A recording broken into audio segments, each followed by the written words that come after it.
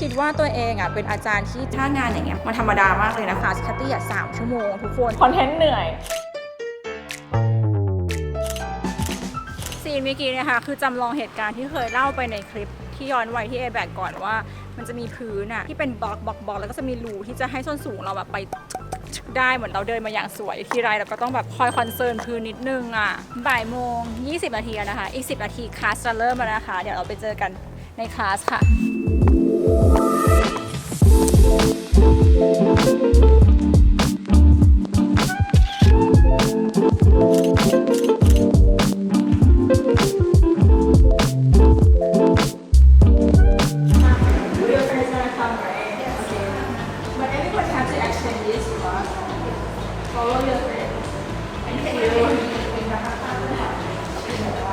ไม่ได้นะคะงานกลุ่มมาคนเดียวไม่ได้นะคะพี่แคทตี้สอนวิชาอะไรคะสอนวิชา virtual influencer ค่ะซึ่ง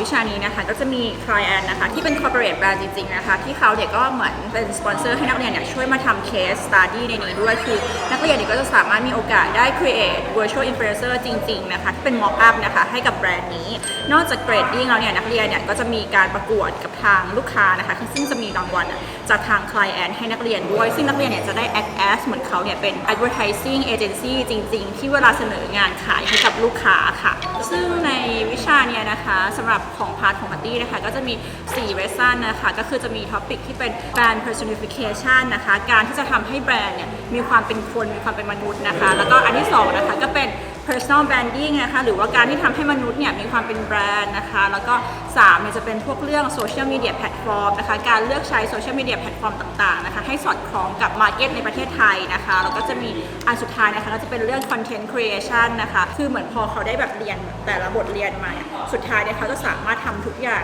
convert ออกมาได้มาเป็น content creation ที่มันต้องมีที่มาที่ไปจากการ research ตั้งแต่คลาสแรกๆไล่ลงมาค่ะทุกคน VI ก็คือเป็น virtual influencer คือปกติ influencer ของเราปัจจุบันเนี่ยเป็นมนุษย์จริงๆใช่ไหมคะแต่ว่าเรากำลังเข้าสู่ metaverse นะคะคือเขาเนี่ยก็ได้ create VI ออกมาซึ่งตอนนี้ VI ที่มีชื่อเสียงก็จะเป็นแบบน้องอลิสน้องกะทิหรือว่าแม้กระทั่งของ KFC เขาก็มี VI นะคะซึ่ง VI ตรงเนี้ยก็จะเป็นสิ่งที่มาช่วยแก้ไขโซลูชันในเรื่องของข้อบกพร่องของที่เป็น human influencer ยกตัวอย่างเช่นhuman influencer เนี่ยอาจจะ control ไม่ได้ในแง่ของแบบเขาไปทำข่าวเสียหายหรืออะไรใดๆเนี่ยมันอาจจะเอฟเฟกต์ตัวแบรนด์แต่ตัว VI เนี่ยคือเป็นมนุษย์ control อีกทีพฤติกรรมต่างๆเขาก็จะอยู่ในร่องในรอยแล้วเราก็สามารถ control key message หรือว่า message ต่างๆเนี่ยที่เขาจะโพสต์หรืออะไรออกไปได้แล้วก็สามารถเซฟบัดเจ็ตในการจ้างอินฟูของตัวคอมพานีได้นะคะ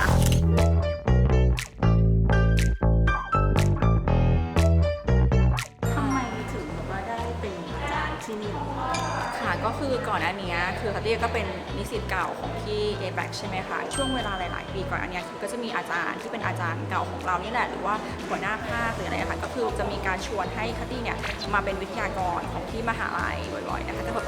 มาให้ความรู้ในแง่ของการ conducting ธุรกิจต่างๆเคยไปเป็นวิทยากรที่ของ A-Bag แล้วก็ของจุฬาลงกรณ์นะคะแล้วก็ของปัญญาภิวัฒน์นะคะแล้วก็เคยไปพูดที่ธุรกิจบัณฑิตอะไรอย่างเงี้ยนะคะคราวนี้ค่ะก็ตอนนั้นก็พูดคุยกับอาจารย์ว่าเฮ้ยแบบการเป็นอาจารย์แบบมันน่าสนใจดีทางอาจารย์บิบนะคะแล้วก็อาจารย์ซันที่เป็นหัวหน้าภาคเนี่ยก็เลยแบบพอเราได้พูดคุยนะคะก็เลยเห็นว่าเฮ้ยวิชานี้เหมาะกับแคทตี้ที่จะมาสอนแล้วเราเนี่ยมีประสบการณ์ด้านอินฟลูเอนเซอร์มาโดยตรงเลยทั้งในแง่ของการเป็นผู้ถูกจ้างและเป็นผู้จ้างด้วยนะคะเขาก็เลยมา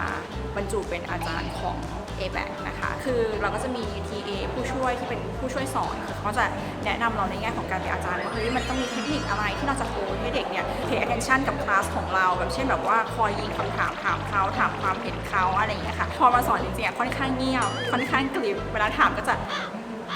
อะไรอย่างเงี้ยเราก็จะมีความแบบ dead air บ่อยๆก็คือเป็นสิ่งที่ถนัดเพราะว่าเราก็คุยกับ YouTube บ่อย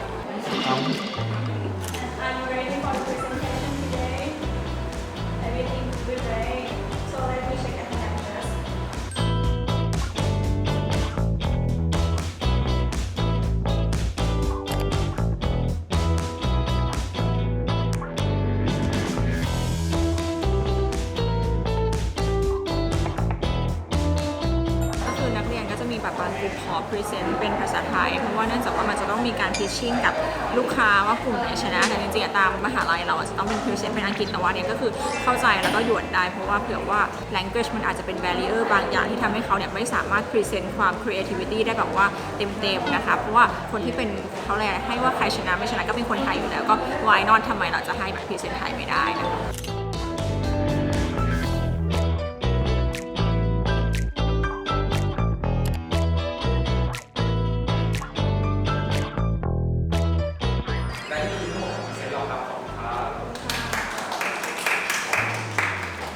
เดี๋ยวต้องลองดูว่าแบบครบแล้วเดี๋ยวต้องมาดูว่าเราจะให้คะแนนกลุ่มไหนอะไรยังไงก็อย่างเมื่อกี้นี้ก็แอบแบบว่าให้เขาแบบสามารถพรีเซนต์เป็นภาษาไทยแล้วก็แบบทำไมแบบอย่างเวลาเราพรีเซนต์งานจริงๆในชีวิตจริงเป็นเอเจนซี่อะไรเงี้ยส่วนมากเขาก็จะไม่มานั่งแบบอ่านกันอย่างนี้มันควรจะมาจากความเข้าใจของเราจริงๆ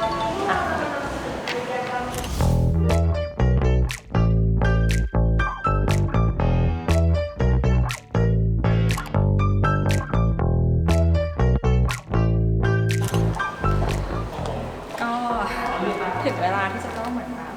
ให้คะแนนนักเรียนเนาะแล้วก็ grading เพราะว่านี่มันเป็นแบบ final presentation ซึ่งก็ worth 20 คะแนนก็เป็นคะแนนที่แบบมันมีผลกับเกรดเลยเหมือนกันนะคะคือคัตตี้เนี่ยจะมองมุมมองตัวเองเนี่ย as ว่าเราเนี่ยเป็นลูกค้าแล้วคือนักเรียนเนี่ยคือกลุ่มต่างๆที่เป็นเอเจนซี่ที่มา present งานกับลูกค้าซึ่งโอเคกลุ่มที่1เนี่ยคือคัตตี้มองว่า planning ต่างๆที่เขาทำเนี่ยมันค่อนข้าง convince ได้ดีกว่าแล้วก็ในการ present เนี่ยค่อนข้าง get to the point มีให้เหตุผลว่าสิ่งต่างๆเนี่ยที่ทำแบบนี้เพราะอะไรพวกการที่เขาทำ mood and tone ของตัว VI ของเขาอ่ะมันค่อนข้างแบบ consistent คือเขาจะไปดูเป็นสาวหวานถูกไหมซึ่งมันก็ match กับ product สีต่างๆที่เขาเลือกใช้มันเป็นโทนที่มันซิงค์กันแบบไปหมดกับตัวนี้มันทำให้เรา imagine ได้ว่าตัว VI ตัวเนี้ยเขาน่าจะเป็น personality ยังไงส่วนกลุ่มที่2จริงๆระหว่างที่เราสอนมานะกลุ่มเนี้ยจริงๆปกติจะค่อนข้างทำได้ดีแต่ว่าวันนี้อาจจะแบบว่าด้วยความที่เขา manage ว่าเฮ้ยเป็นทุกคน present หรืออะไรต่างๆเนี่ยส่วนกลุ่มที่3ก็จะเป็นกลุ่มที่ลองลงมาดีเทลก็ค่อนข้างที่จะน้อยกว่ากลุ่มเพื่อนๆก็แอบเสียดายตรงกลุ่มที่2เหมือนกันเพราะปกติเขาจะค่อนข้างเฮ้ยมาแรงแต่กลุ่มที่1ในวันนี้ก็ค่อนข้างเซอร์ไพรส์ว่าเฮ้ยแบบจากสิ่งที่เรา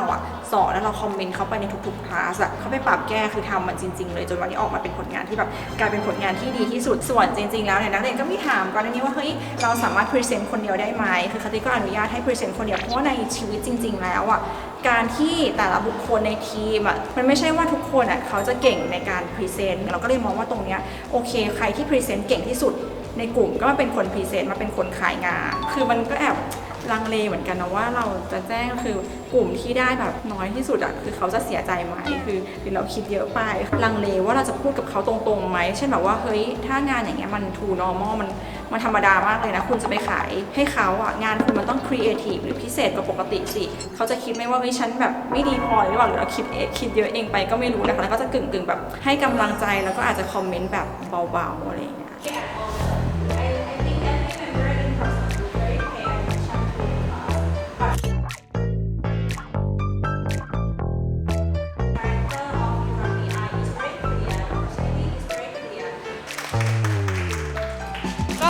สนุกดีค่ะเป็นเรียนออนไลน์วันเสาร์ก็ซึ่งดีเซฟน้ำมันหนูไม่ต้องขับมาถึง A-Back ค่ะก็เป็นวิชาที่ได้เรียนเกี่ยวกับ virtual influencer ซึ่งจริงๆเดี๋ยวนี้มันก็มาแรงแล้วล่ะค่ะเดี๋ยว in the future มันมาแน่นอนแล้วก็ได้ใช้แน่นอนค่ะก็อาจารย์คิตตี้น่ารักมากสอนใจดีแล้วก็ให้ความรู้ทั่วถึงเลยค่ะ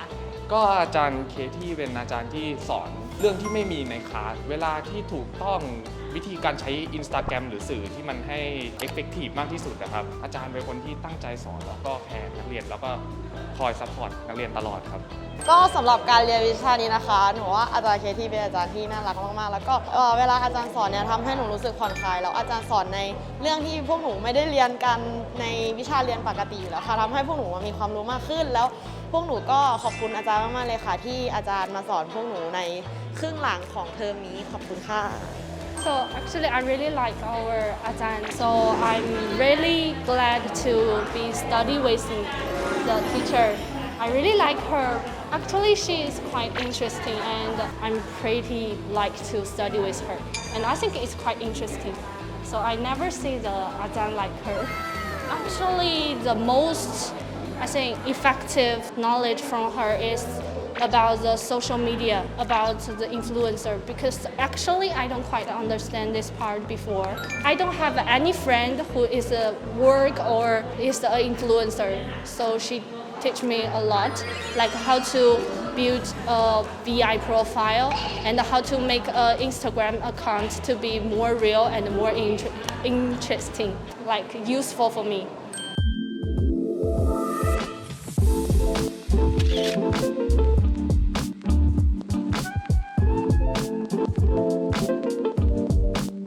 เย้ปิดเทอมแล้วค่ะทุกคนไม่ใช่แค่นักเรียนดีใจนะคะอาจารย์ก็ดีใจมากที่ได้ปิดเทอมแล้วเดี๋ยวเรามาตอบคำถาม Q&A ที่ส่งมาถามเกี่ยวกับประสบการณ์การเป็นอาจารย์นะคะของแคทเธอรีนลีค่ะสิ่งที่อยากจะเป็นคือรู้สึกมันเป็นประสบการณ์หนึ่งในชีวิตการเป็นอาจารย์มันคือความภูมิใจของเรานะที่เราได้เป็นเพราะว่าจริงๆแล้วอาชีพอาจารย์คือมันเป็นอาชีพที่เป็นบุคลากรที่สำคัญของชาตินี่ไม่ตายใหม่ ตอบคำถามนางงามก็ตั้งแต่พอได้รู้ว่าจะเป็นก็จะมีการพูดคุยกับอาจารย์คลาสเนี้ยเราจะวาง objective ยังไงคือปลายทาง at the end ของคลาสที่เขาเรียนกับเราเนี่ยเขาจะได้ผลงานอะไรสุดท้ายก็คือจะมีการ planning เราจะทำ assignment อะไรบ้างที่วัดผล KPI เขาตรงนี้งานที่เป็นงานเล็กหน่อยกี่เปอร์เซ็นต์ 5% งานใหญ่ขึ้นมา 10% Final Presentation 20% แล้วอาจจะมี extra mark ไหมเช่น activity ในคลาสนะคะก็ต้องมีการ calculate คะแนนมาด้วยที่เราจะให้นะคะเสร็จแล้วก็ต้องเตรียมเรื่องสไลด์นะคะแต่ว่าอย่างสไลด์ presentation ไอตัวสไลด์เนี่ยบอกตรงค่ะที่ไม่ได้มีเวลามานั่งทำเองขนาดนั้นที่เป็น TA ผู้ช่วยนะคะที่ช่วยทำสไลด์ตรงนั้นนะคะต้องขอบคุณด้วยค่ะคัตตี้ก็จะเป็นคนเหมือนแบบว่าเข้าไปดราฟไอเดียว่าเฮ้ยสิ่งที่เราต้องการสอนเนี่ยคืออะไรเหมือนกับโยนไฟล์เข้าไปเพื่อให้เขาเนี่ยไปดราฟออกมาให้มันเป็นสไลด์ตรงนั้นตอนแรกกังวลเรื่องเหมือนแบบเนื้อหาที่เราสอนมันจะน้อยไปหรือเปล่าแต่พอเราเอามาสอนจริงๆเฮ้ยเราเตรียมมาค่อนข้างเยอะจะเกินเวลาด้วยซ้ำเพราะคลาสคัตตี้3 ชั่วโมงทุกคนไปมาตอนหลังเราก็ต้องลดเนื้อหาของตัวเองลงแต่พอได้มาทำจริงๆรู้สึกว่าสิ่งที่แบบท้าทายแล้วก็ยากคือการคอมเมนต์งานนักเรียนถ้าเป็นการชมโอเคมันง่ายมากแต่คือสิ่งที่แบบมันมีการที่ต้อง improve ให้เขารู้ว่าเขาต้องแก้ไขอะไรแต่ไม่ได้เสียกำลังใจทุกคนเพราะว่าเขาก็เด็กและผ่านชีวิตมาน้อยกว่าเราเขาอาจจะแบบไม่รู้ว่าใครจะเซนซิทีฟกับคำคอมเมนต์มากน้อยแค่ไหนแล้วก็แอบคอนเซิร์นตรงนี้คิดว่าตัวเองเป็นอาจารย์ที่ใจดีเพราะว่ามันมีคลาสแรกที่เราจะมี assignment ให้ทำในคลาสแล้วนักเรียนก็แบบงานวีคเนี่ยมันเยอะมากๆเลยยังจะให้ทำอีกหน่อย อันนี้เราก็รู้สึกว่าเข้าใจเพราะเรามักจะชอบมองย้อนกลับไปตอนตัวเองเป็นนักเรียนก็เลยบอกเขาว่างั้นไม่ต้องทำละกันแล้วเราก็มานั่งคิดเราไอ้นี่ไปง่ายไปโปะอะไรอย่างเงี้ยค่ะก็คิดว่าตัวเองเป็นอาจารย์ที่ใจดีแต่ในเรื่องของการให้คะแนนเราเป็นอาจารย์ที่ใจดีแต่เด็ดขาดให้คะแนนที่ตามเนื้องานตามหน้างานค่ะแตกต่างค่ะเป็นอาจารย์ยากกว่าเยอะแล้วก็คอนซูมเวลากว่าเยอะนักเรียนความกดดันมันน้อยกว่านะเพราะว่านักเรียนมันเป็นของตัวเองคนเดียวแต่อาจารย์มันเป็นผลกระทบกับส่วนรวมแล้วก็การเตรียมพรีเซนต์ของนักเรียนก็คือถ้าเตรียมมาไม่ดีก็เราคะแนนน้อยแต่ของอาจารย์เนี่ยมันต้องเตรียมให้ดีเพราะว่ามันคือคุณภาพของคลาสนี้ที่เขามาเรียนกับเราค่ะจริงๆถ้ามีเวลาเนี่ยค่ะที่ก็ชอบเพราะว่าสิ่งหนึ่งที่เรามีคือเรามีประสบการณ์จริงที่เราจะบอกเขาบางอย่างเนี่ย theory มันก็คือ theory แต่พอมาทำหน้างานจริงมันเป็นอะไรที่มันก็มีความต่างกันเยอะเหมือนกันนะ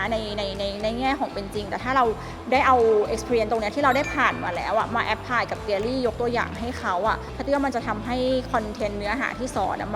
มัน realistic มากขึ้นค่ะจริงๆในเปอร์เซ็นต์ของ total class นะคะก็คิดว่าเปอร์เซ็นต์นักเรียนที่ตั้งใจเรียนได้ดีเนี่ยก็คือเกิน 70% ก็ถือว่าเป็นที่น่าพอใจนะคะสำหรับคลาสนี้ที่ได้มาสอนจากประสบการณ์ที่การได้เป็นอาจารย์นะคะที่ก็อยากจะให้กำลังใจนะคะอาจารย์ทุกคนนะที่แบบเป็นอาจารย์อยู่นะคะว่าสู้ๆนะคะคืออาชีพที่คุณทำอยู่สำหรับแพตตี้นะคะที่ได้มาลองทำค่ะที่รู้สึกว่าเป็นอาชีพที่แบบมีคุณค่าแบบมากๆนะคะเป็นอาชีพที่ทำแบบเพื่อผู้อื่นจริงๆนะคะก็เป็นกำลังใจให้ค่ะก็เดี๋ยวน้องลีโอก็ต้องไปโรงเรียนไปมีอาจารย์แล้วเหมือนกันแล้วก็ต้องกลับไปโรงเรียนอีกครั้งในการไปส่งลูกกำลังคิดอยู่นะว่าตอนแบบเวลาลูกแบบจะไปโรงเรียนแล้วเขานอนอยู่แต่ถ้าเขาตื่นมาแล้วบอกว่าแม่วันนี้แบบไม่ไหวไม่ไปได้ไหมเราก็คงแบบได้ลูกนอนกันต่อเถอะไปหาอะไรกินกันเถอะใส่สูตรมานานร้อนมากทุกคนอยากกินอะไรเย็นๆกินซูนะ